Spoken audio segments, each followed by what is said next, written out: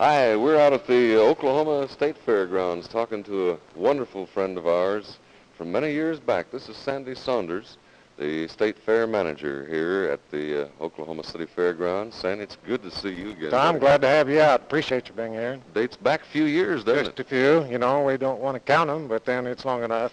Sandy, at one time you were with WKY in the farm department. Right. A lot of things have happened to you since, just quickly. Yes, they have. Enjoyed it very much. Spent a little time there and out with the American Dairy Association. A little bit of time in Chicago, but I enjoy this more than anything I've ever done. How in the world did you ever get into the fair business? Well, you know, you pursue an awful lot of fairs when you're in the farm business, too, you know. The farm department. Russell Pearson is doing that very thing right now. That's right. He's out on the road all the time. We're here at the fairgrounds today to talk with Sandy Saunders and another gentleman whom you'll meet in just a moment about something that I think probably is going to be one of the really greatest attractions at the fair this year, and it's the monorail system that they're installing here. Oh, we're indeed very proud of it, Tom. We think that it's going to be something that will have tremendous promotional value for Oklahoma City and for Oklahoma as well as the State Fair. We hope that everybody's looking forward to riding the monorail. But more than that, this being a year in which Oklahoma is celebrating 75th anniversary of the run, I think that's basically is the reason we actually bought this monorail, because we looked back 75 years ago when it was all horse and buggy, and here we are now, one of the few cities in America with the transportation system of the future. Wondering how you got into this idea, basically. Were you approached, or did it, were you looking at Disneyland? A number of people talk about it. We talked about it at board meetings. Stanley Draper's talked about it very extensively. Certainly Dean McGee and Ed Gaylord have thought about the possibilities of a monorail for an urban transit system for Oklahoma City. You mean outside the fairgrounds? Right. Operating downtown and operating the various parts of the city. So we feel that this is a pilot system. This is something for people of Oklahoma City to look at, and if they like it, they might want to consider something bigger and better. You know, it reminds me of the old Buck Rogers cartoons. Yeah, well, those days are coming fast, aren't they? Aren't they, though? Aren't they? And, of course, now I know you must have examined thoroughly the system itself and settled on one individual, and I'd like to know how many you looked at and why you settled on the one man. We did. We investigated the one that's out at Disneyland, the one that's up at the Seattle World's Fair, and we looked at the dollar figures that were attached to those. We looked at another one that a gentleman up in New Jersey had developed and devised and designed. And it looked like it would do everything that either one of those two systems would do, and the dollars were a little bit less. Quite a little bit. I'd like for you to meet him anyway. Yeah, I'd like Haus, to. Mr. Alan Haus of Universal Design. Tom Paxton, Alan. Mr. Haus, happy to meet you, Tom. Nice to see you. You're responsible for this, huh? Well, yes, this particular model, we think we've got something quite unique, a very good wheel arrangement, some features. I'm interested in your background, sir. Are you an engineer? No, I believe I fall in the category of an Imagineer. I'm not a qualified engineer. I design, but for the actual technical features, we look to experienced engineers to help us out. Sandy Saunders, though, tells me that you are basically the one who brought about the design of the one here in Oklahoma City. That is true, yes. We've built a couple of these things, and they seem to be working very well for us. Where? We have one in Connecticut and another in New Jersey, and they seem to be working extremely well. Alan, which one is it that scares the daylights out of people because it goes out over the ocean? That's the one in New Jersey.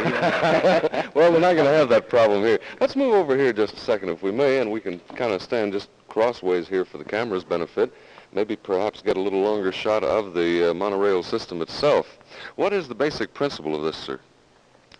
Well, it's really known as a top-riding monorail. It's opposed to the hanging type that most people are familiar with. This straddles the beam, and it's guided by lateral wheels on the top surface of the beam.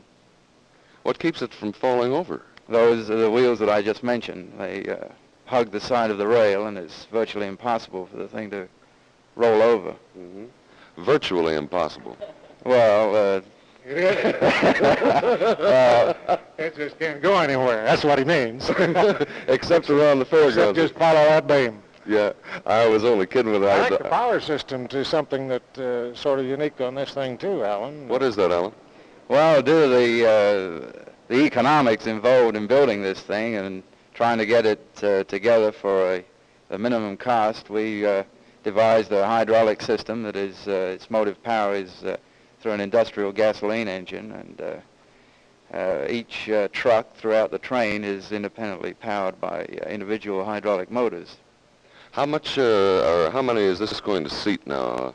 60 passengers or more, depending on the number of children that we get in. How about your speed now around the Oklahoma City Fairgrounds? Your estimated speed in the monorail will be about...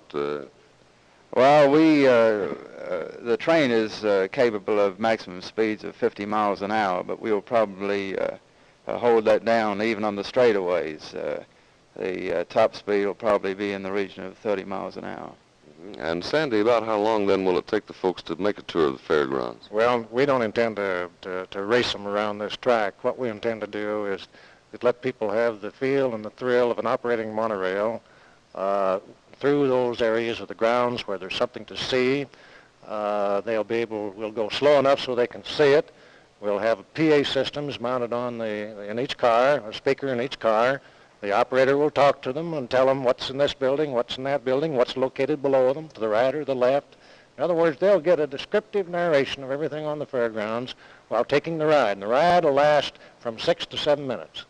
You know, So you can see we're not going at any high rate of speed. We're going to kick it along pretty good for part of it so that they'll get the feel and the thrill of the speed. But other than that, we're going to go slow enough so people can see things. I think it would be a thrill enough just looking out the window and not being able to see anything below you there. Of course, you can't look out the window and see that single rail down there upon which you ride. It's concrete, by the way, isn't it, Alan? That's correct. It's a post-tension concrete beam. And how do you know then that your weight now is going to be taken care of? You have your... Well, we have some very qualified local engineers checking into that very thoroughly. Glendenning and Associates taking care of the track design. Mm-hmm. I keep wanting to call it the ship, like I'm speaking in terms of an airship now, because it looks plush, almost like an airliner on the inside. Have you gotten any of your ideas from the airlines or from the buses, police cars? I notice you have a red circulating beam on top here even. Well, that's a little showmanship, but the interior, I think that generally speaking, the public today, they like nice things, and we're trying to give them the best. Aircraft design, isn't that what you call it? Aircraft type design. Interestingly enough, now, I must point this out to the folks at home. Of course, the monorail system is not completed. How long do you figure it'll be, Sandy? Will it be ready for the fair? Oh, gosh, yes, it will be ready for the fair. Matter of fact, the contractor still has another 9 or 10 days to go in order to finish putting all the beams up. And Alan brought these down early so they'd have them sitting here. There's 2 more trains just like this on the way. And there'll be no question about it operating for the fair. And in fact, we will be training our crews starting within about another 10 days. Mm-hmm. I was interested, too, in pointing out to the people, if I may, one thing. You have planks going from the second deck here at the grandstand, which is your entrance point, I believe. Right.